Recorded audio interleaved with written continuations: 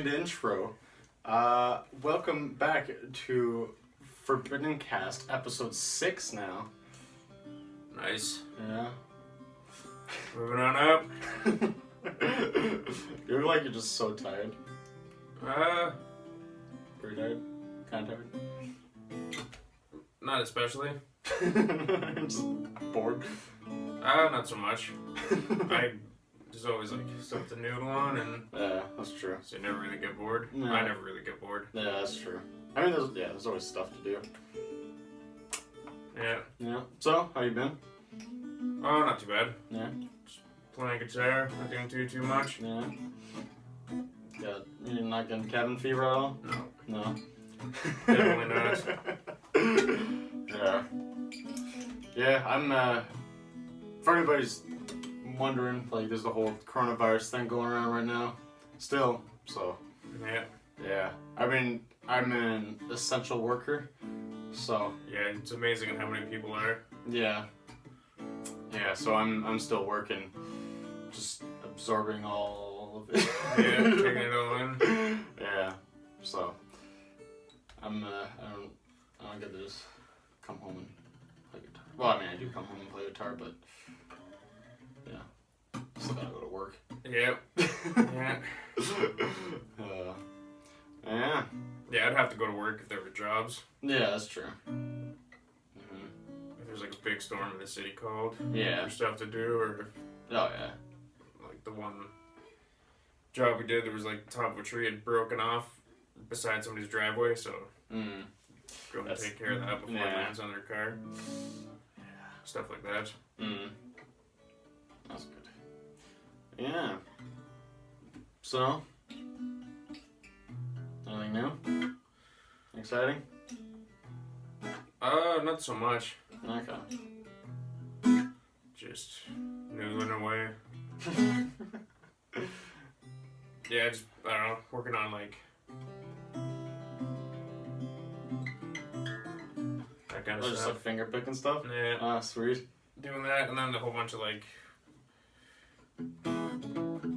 Oh, like the chicken picking? yeah, all that hybrid picking sort of. Okay.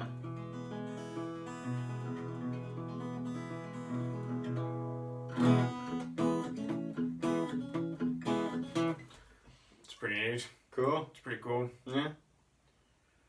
And I was messing around with like some open tuning kind of stuff, noodling with like a slide guitar too. Okay. Yeah, nothing too crazy, just, killing time. Yeah. Cool. Yeah, you did a new song or something, eh? Yeah, I did. Crystal Sun. That probably by the time this comes out, it should be out now. Well, I mean, it's already technically like it's up on YouTube. On YouTube, yeah. But like it'd be like on not social media, but Spotify. yeah. What are those called? Just Streaming? platforms. Yeah, streaming platforms. Streaming That's the platforms, word.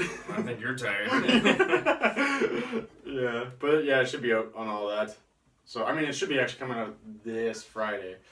So I hope, because I mean, it was like really short notice, and like it takes like a couple of days before like all of the streaming services like approve it and everything like that. So this Friday, from what we are now, being May 31st, so it'll already be out for a couple weeks by the time this gets. Yeah.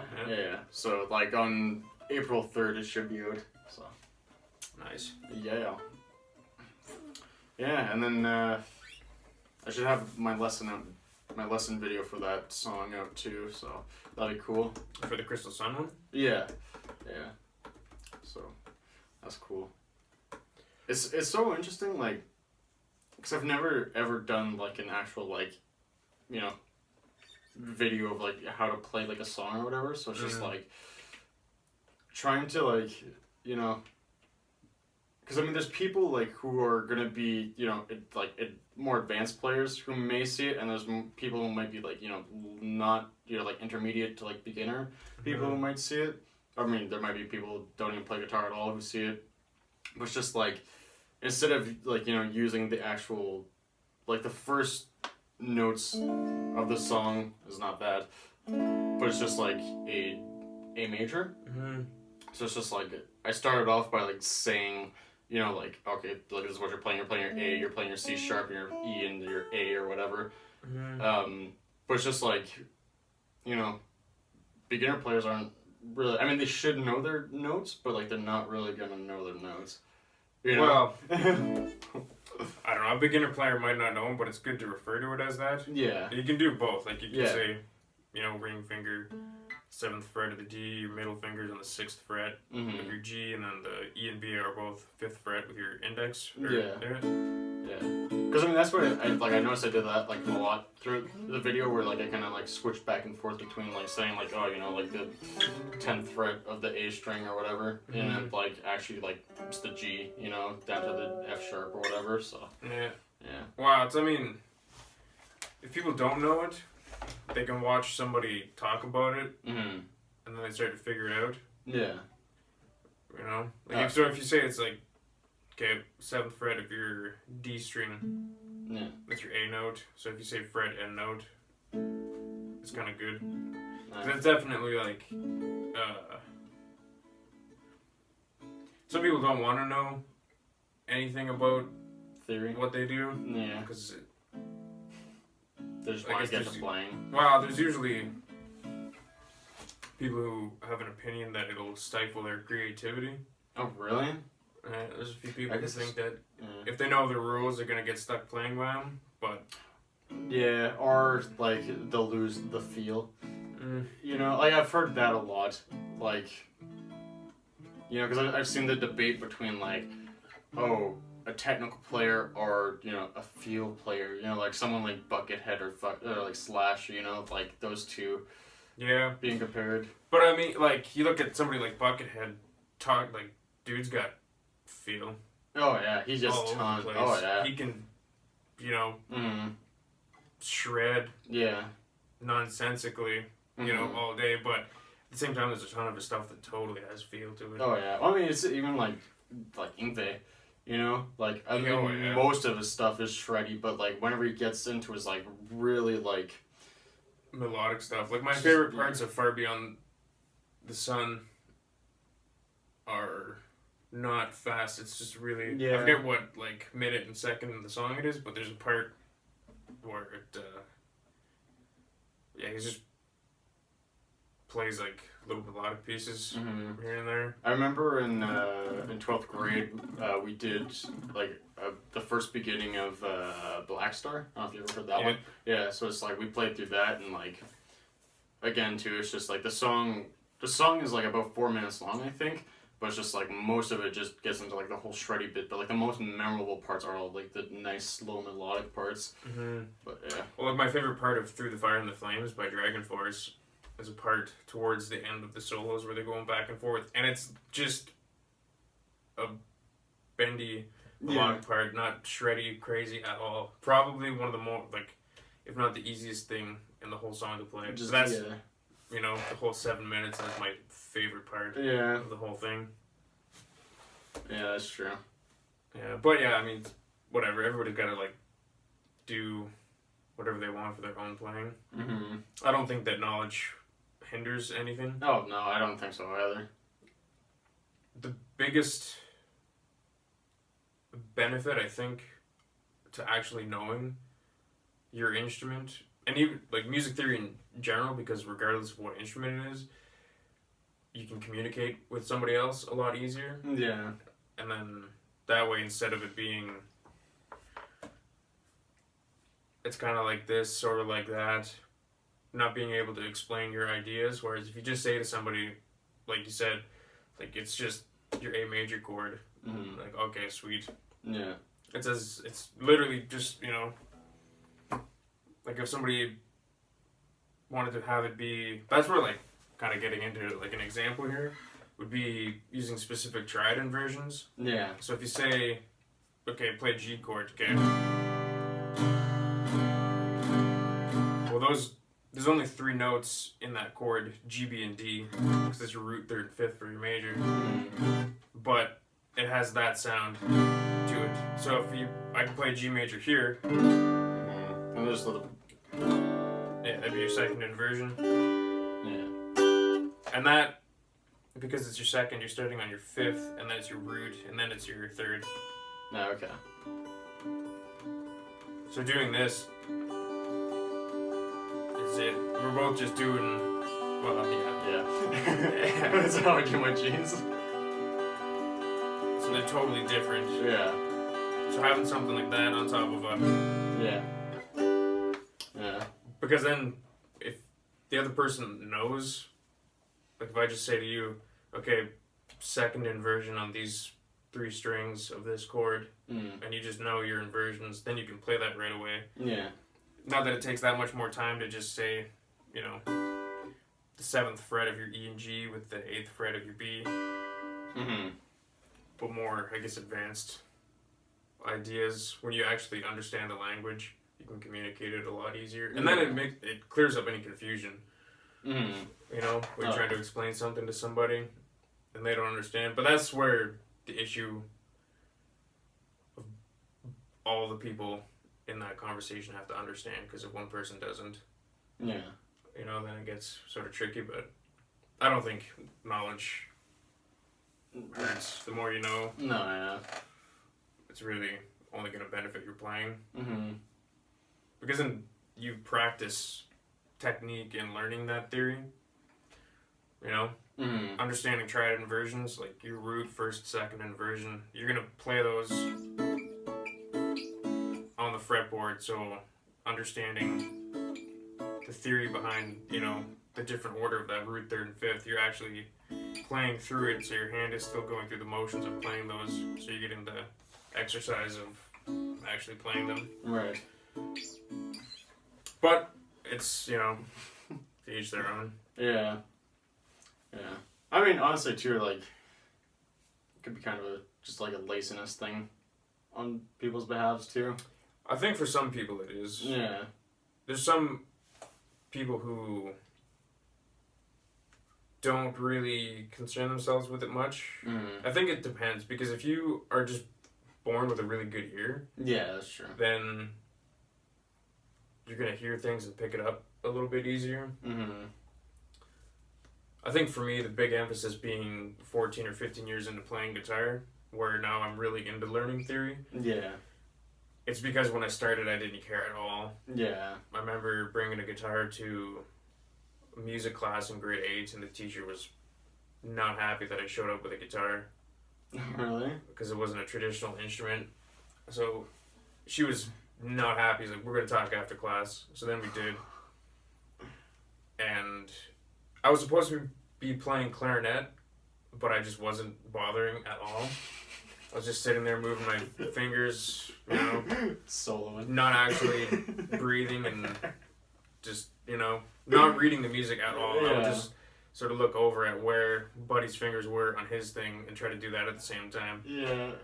And so I showed up with a guitar, totally distracted half the kids in the class, because it's just a way cooler instrument, I guess, than any of those traditional ones. And that's where the annoyance on her part probably came in, because, you know, it's supposed to be a class, and now I was a pain in the ass enough. Yeah.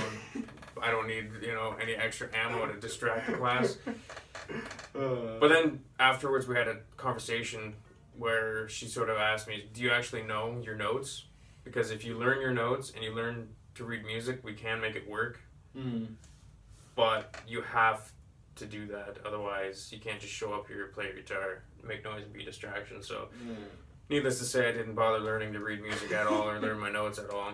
And yeah, should have, hindsight 2020, but not caring at all then, because what I wanted to do was I just wanted to play Metallica riffs. Yeah.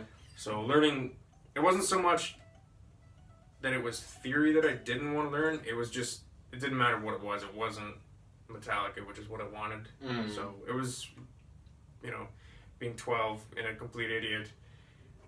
Why am I going to put all my time and energy into that other thing when this is what I want to work on? Yeah. No, I totally get that, because, like, I still, like, because I remember watching, like, just interviews and stuff like that, like, especially, like, because whenever I was around that age, too, like, I was, like, super into, like, Eddie Van Halen, So it's just like, I mean, he knows theory. He used to be a classical guitar player. Him and his brother used to kick ass at piano competitions. Oh yeah, super good. I mean, his dad was, I can't remember what he played, but he was like a professional something. I want to say jazz. But I'm trying to remember what instrument it was, because it wasn't guitar or piano. I think it might have been saxophone, actually, I think. Yeah? Yeah. But I think, because when they came over from Europe, he actually brought a piano Yeah. with him. Yeah? Yeah, I think I remember seeing an interview with Eddie Van Halen talking about how they shipped a piano. Huh. That's dedication. Yeah. But I remember I remember hearing that he did that, and like, cause I mean, again, I was in the same mindset of like, I don't want to learn theory, I just want to play this and learn this. Ironic, because learning theory would make you a kick-ass player. No, yeah, exactly. It's just like devaluing it, but yeah, but like I remember just hearing that and it just being like, well, like I remember just like having this feeling of like, I know I should, but like I really don't want to, you know, like just that like kind of like I'll pass things. But yeah, I mean it's great though to like have learned it now, because it's just like coming up with harmonies, you know. Mm-hmm. And again, like you said, like just like understanding like the language and stuff like that, it just makes it so much easier. Yeah, definitely. Mm-hmm. Everybody's different though, because for me, I have a terrible ear. It's it's garbage. Just, I think mostly not ever really using it. Oh, okay. You know? I think I don't have like a great ear, but I think I have an okay ear. Wow, you mean you're not deaf? Yeah. So it's better than mine. You're off to a grand start with that right there. Yeah. Yeah. But, yeah. It's something that can be developed, too. Oh, yeah. You know, I don't think that... I definitely kind of leads into the whole thing where, like, perfect pitch and synesthesia and all that, where, I mean... If you got perfect pitch, good for you, for sure. Mm-hmm. But the synesthesia thing, I can see how that would be exhausting. Yeah. But... Do you want to explain what that is so people know what that is? Oh, yeah? Nope, you don't know? No, it's basically whatever happens in people's brains, stuff is, like, I guess, interconnected. So whatever department is in charge of colors is... Connected, I guess, working closely with the department that's in charge of sound, and when there's certain sounds, the colors just sort of show up. So if they hear stuff like that G chord, there would be certain colors associated with the G note, the B note, and the D note. So there would be a blend of those colors. And sometimes shapes too can show up, like specific. You know, like there could be a shape that, depending on the sound, it could show up for two sounds, but depending on the sound, it'll have a different color. Oh, weird. Yeah, so it's pretty rare. It's the same with perfect pitch. Like, yeah. You know, $20 says you don't have it. Yeah. You know, I'm nowhere to be a betting man. But yeah, so I'm definitely like, if that's like a 10 for having a good ear, I'm probably in like maybe a 3. On that sort of spectrum, but yeah, it's, I think, a huge part too, just because of the technology. Because you hear older players where they have a good ear because their technology that was available was slowing down the records and playing along with it. Yeah. So they learn it in one key, and then when they speed it up, they get to learn it in another key. So right there, the incredible benefit of learning something in 2 different keys is strongly reinforced. So that's how you can move your ideas around the fretboard. If you have to learn it in G and then you have to like learn it in A, you know, it's going to be way easier to move it around to play it in the key of B or F or E sort of thing. So it was, I guess, just a nice benefit of what they had to work with at the time. Yeah, well, I mean, even that too, like, learning stuff by ear rather than just having it displayed in front of you, like with tabs or something like that, you know? Like, Well, tabs would be the only thing I would say are the issue. Because if you have legitimate sheet music in front of you... Yeah, because then you have to be able to actually read it's that. usually been written out by somebody who, A, knows what they're doing. Yeah. And with that context, it has to be accurate. It can't be the wrong thing. Whereas with tab, it's your typical internet where anybody can upload the information. Yeah. And, man, there are some bad tabs. Yeah. That, just whoever did that was wrong. Yeah, well, because I remember trying to learn, like, the 80s, like, Transformers, like, movie, like, theme song, and, like, by the band Lion, and it's, like, they recorded that song on a 7-string, no doubt, because there's a note, because they're in F, like E higher, so like F higher, like up higher than like E. So they tuned to F? They tuned half step up? Yeah, so they tuned upwards instead of saying E, but there's still a note like that is in that. There's a few notes in that song that are too low, still to be played on like a regular. Because like if you did take the song in F and then you pitched it down to E, those notes would be too low to be played in E, and the way that it's played would not be possible if you like just even down tuned it to like a D, because it's just like it's that low. So it had to be played on a 7-string. Do you know what the note is? I have to remember how to play it now.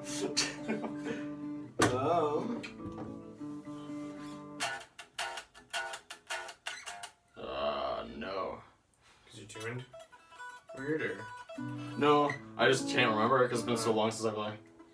Well, I don't know. I mean, But, it could have been done on a 7-string. But the cool thing about that, though, is just like 7-strings weren't really that big of a thing in the 80s. You'd be surprised at how long 7-strings were around for. Oh, really? Oh, man. Like the 7-string electric guitars.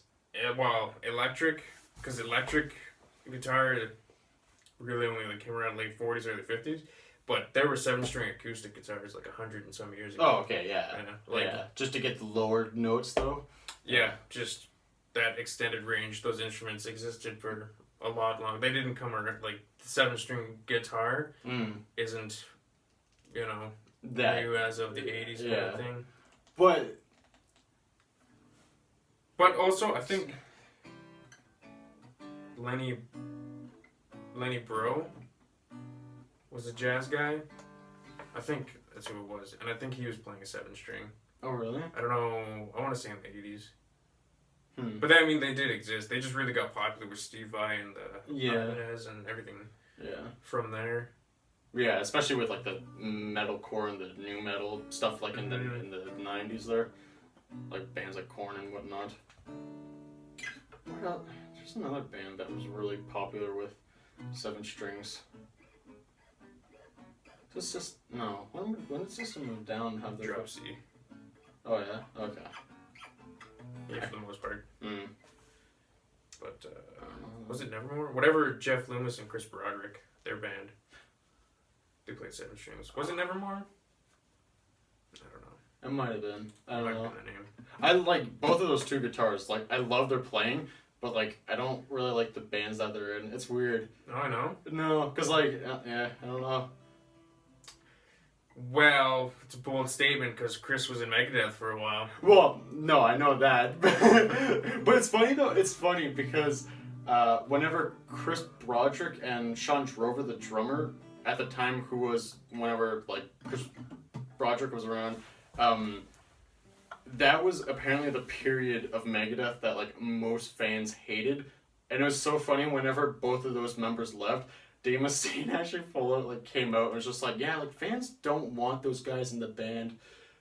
He just said that before introducing, like, Kiko, and this was around the time where Chris Adler also came around too.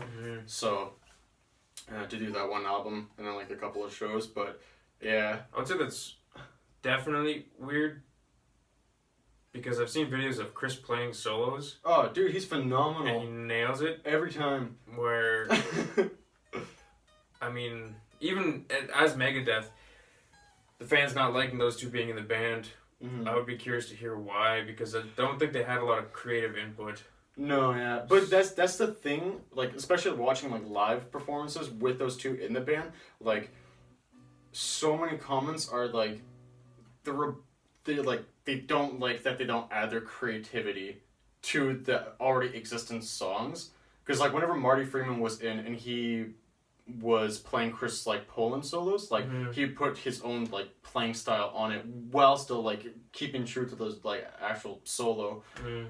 Whereas like Chris Broderick and Sean Drover just play the songs to a T every single night. Yeah, You know? they were hired to do that, Yeah, exactly. so they're just doing their job. Yeah, exactly. But like again, so many people would just comment and say like they're robotic, like they're boring to listen to, you know, stuff like that. Which like I don't personally agree with that at all. Yeah, I guess everybody can have their opinion, but if you like the songs, then it shouldn't matter that you're getting the Yeah, exactly what you want. version. Yeah. But, Oh yeah. But yeah, I mean the guys they have now, they're like I don't know the drummer's name, Derek. I can't pronounce his last name. Oh, I probably could. I just don't know what it is. But Kiko is an amazing. is it Derek or Dirk Verberian? I think it's Dirk. Yeah, actually. Yeah, Okay. Dirk. Yeah, well, I mean, if you get the part for that band, like, you're a good player. Yeah. You know? Yeah, you have to be. There's a Yeah. reputation that you have to hold. Yeah, well, there's just a standard Mm-hmm. for bands like that. Yeah. But, yeah, 7 strings, low note on the Transformer song. Yeah. Everybody here. Before we went on that tangent. Oh yeah. I still don't remember how to play it now. But, whatever. Like, well, I mean, I know how to like do the intro bit, but that's like on the high E, so it's like.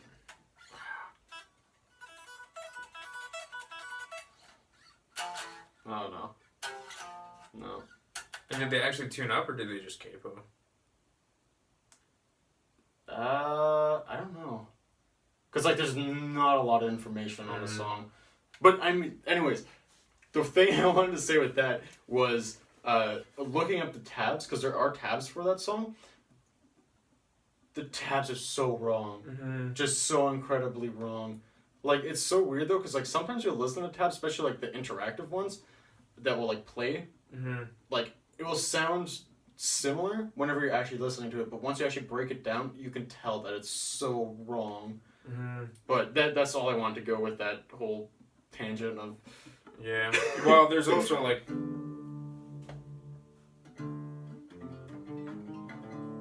There was, in high school, we were doing Rose of Sharon by Killswitch Engage, and the guy had learned it by ear. And I looked up a tab, and the one riff in it it's pretty cool. Like,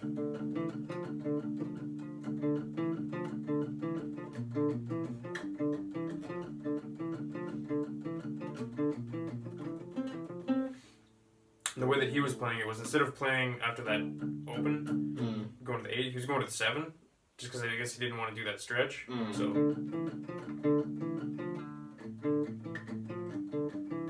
which sounds cool, Mm-hmm. but it's not the same Yeah. compared to, like... You know what I realized? Those are almost the exact. I mean, played differently, but almost the exact same notes as "I Won't." Play "I Won't." Well, it's, I mean, any metalcore. Yeah, that's Open, true. Yeah. 5, 8, Yeah, any order. that's true. Like, even, whatever Unholy Confessions is by Avenged Sevenfold. Oh, okay. Yeah, metalcore. Yeah. Just, it's a lot of, you know, using that Yeah. Drop low note, bouncing back and forth while playing kind of like playing through the scale, the 5th string, and then changing the root note but doing similar, like the same scale, Yeah. and then dropping down, you know, to another note. But yeah, so that guy, he was always playing it with the 7th fret, instead of the 8th, and then I remember sitting down because he was kind of like, I think you're playing like a wrong note. I was like, well, let's just have a listen to it, and we'll go and we'll just play those like. So I played what he was playing. I was like that just sounds how it sounds, and then like let's listen to this other one, and it was like that was like the right one. Yeah.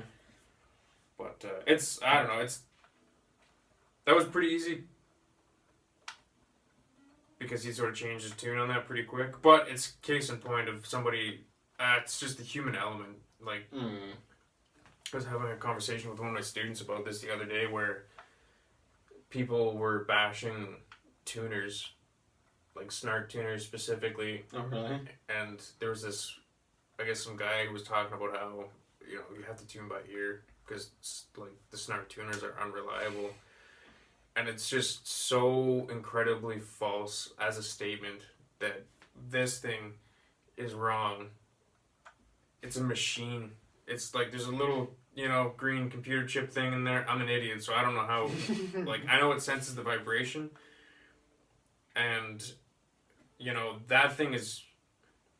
You put it on, it makes pretty colors. It's sensing the vibration of a string. Yeah. So, that it tells you directly what frequency it is. When they say A440, it's because that note A is doing 440 complete like wave cycles.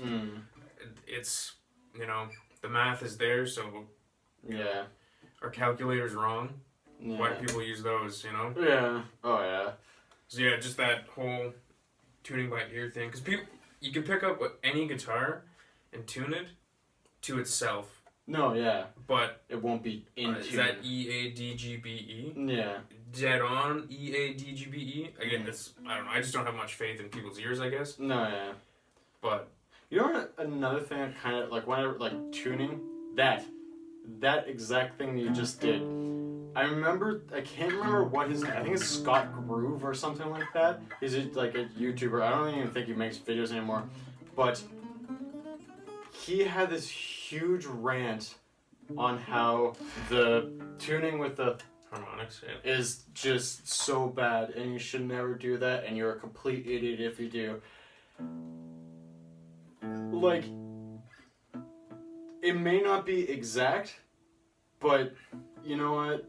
Like, if it gets you close, especially if you don't have a tuner, for me, like, that's the thing, is like, if you don't have a tuner, it gets you close enough to make it sound like as if it almost is in tune. Even if it's like a little tiny bit off. Well, like the little bit that it was off there, like that's on me. Mm. I didn't tighten this. It was like, instead of being in tune, the E was like here. Yeah. But there's like, those aren't there's another way of playing the harmonics elsewhere for the actual note of the string. So there is a slightly better way of getting slightly more accurate harmonics. Yeah. But I mean that's the thing though. That again, the tuner is so. Let's say somebody tunes by ear, yeah. The other person uses a tuner. Are they going to be in tune? Because unless the person who tuned by ear has perfect pitch, they're not going to be in tune. No, yeah. And then why should the person who tuned with a tuner tune to the person who didn't tune with a tuner when they're a little bit out or severely out? Yeah. It's again, it's just that I think baseline. If two people have a good understanding of theory, they can communicate.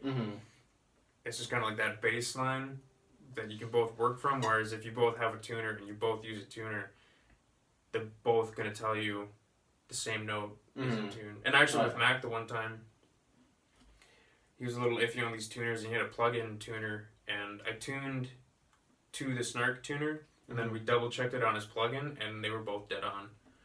So, I mean, they work. Yeah. Yeah.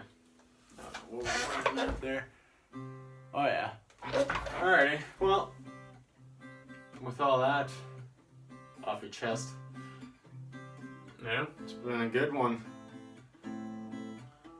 A lot of verbal meandering. Well, everybody, we hope you have a wonderful day. And we're going to have Lucas play us out for a change.